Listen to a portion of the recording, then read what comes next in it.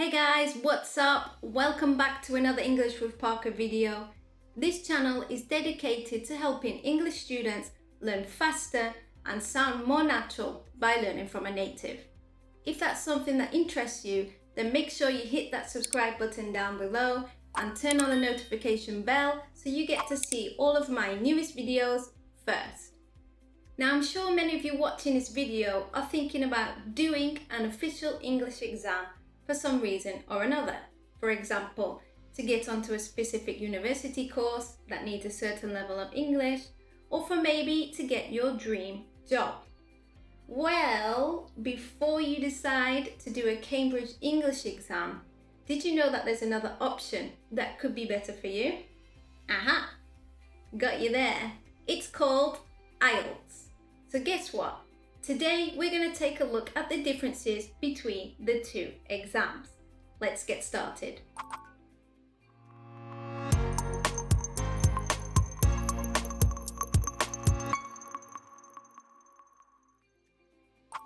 Time.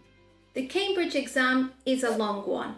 It lasts around 3.5 to 4 hours, depending on which exam level you take, whereas the IELTS exam lasts 2 hours and 45 minutes. So how is your time distributed in these two exams? The Cambridge exam is divided into papers. Okay, these papers are reading and use of English, writings, listening, and speaking.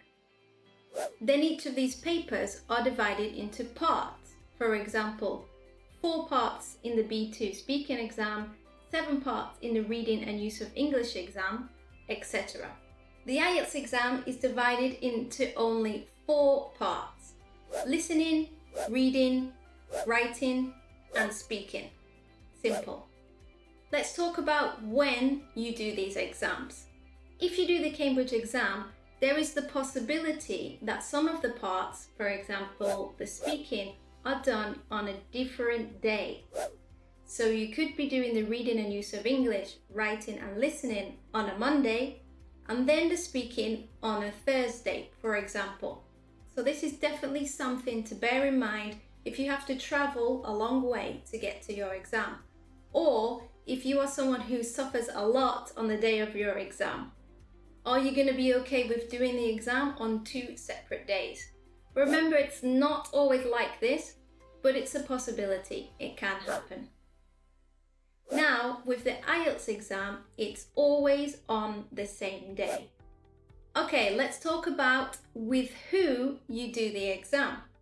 The Cambridge exam is done with a partner and the examiner, whereas the IELTS exam is done with the examiner alone.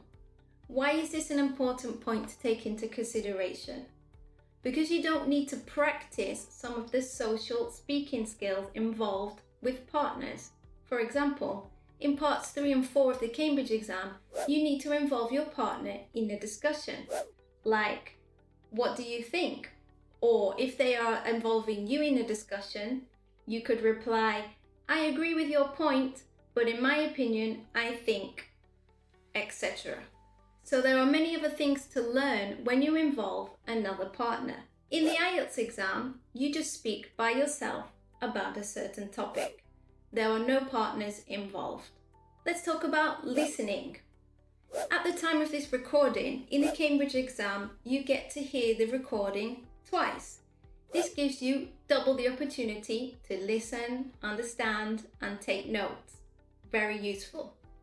In the IELTS exam, you only get to hear the recording once. One time. That's very difficult, okay? One time to hear what you need to listen to take notes, and then you have some time to write your answers. So if you are thinking about doing the IELTS exam, or if you have to do the IELTS exam, remember to get your practice in with the listenings, because you only get one time to listen to the audio and then write down your answers. Okay, let's talk about writing. In the Cambridge written exam, you have a total of 90 minutes and you are given choices about what you want to write about. In the IELTS exam, you are given a total of 60 minutes and your subject is fixed. That means you have to write about whatever the one option is.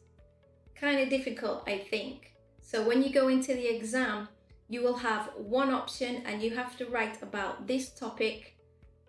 Otherwise, you'll fail.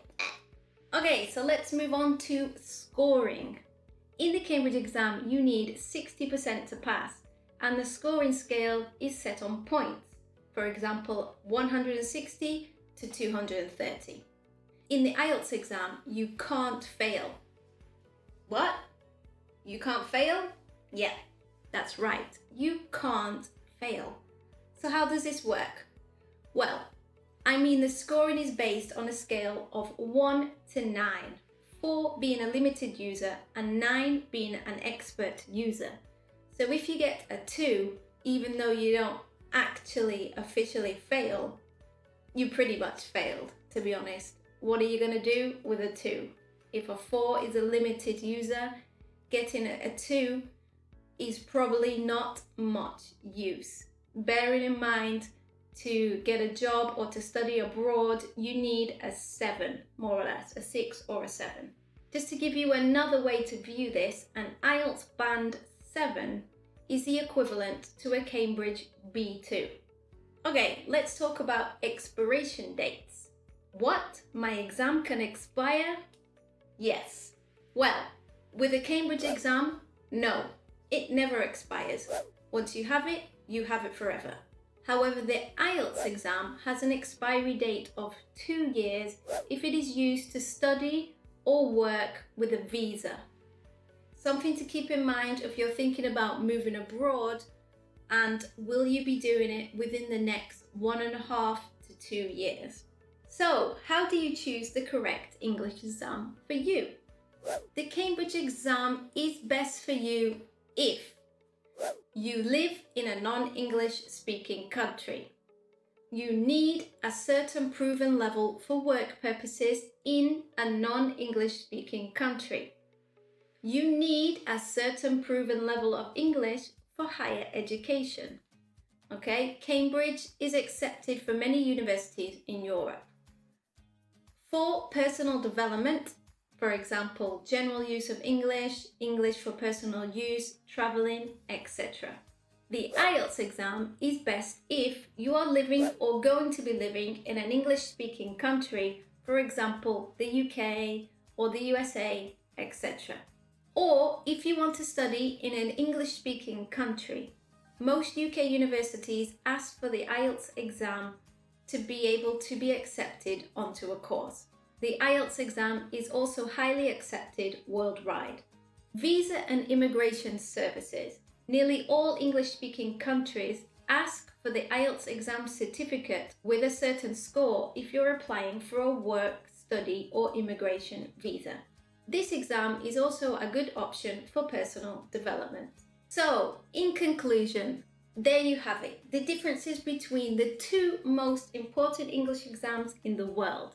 I hope it helps you with your future decisions. If you have any questions, just write them in the comments section below. Also, let me know in the comments which exam you will be taking and why. Thanks for watching another English with Parker video, English from a Native. Have a great day, and I'll see you in the next one. Bye.